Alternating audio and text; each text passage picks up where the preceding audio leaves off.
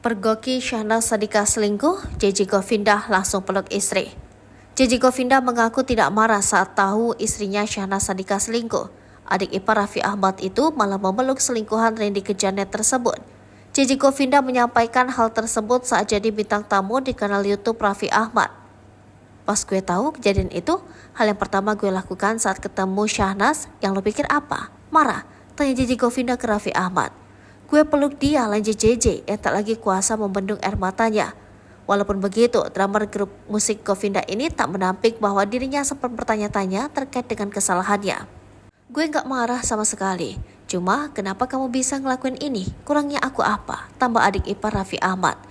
Walaupun sudah diselingkuhi, JJ pun mengaku telah memaafkan dan melupakan kesalahan istrinya. Dia bahkan mengaku tidak memiliki rasa dendam pada Syahnaz ataupun Randy Kejanet.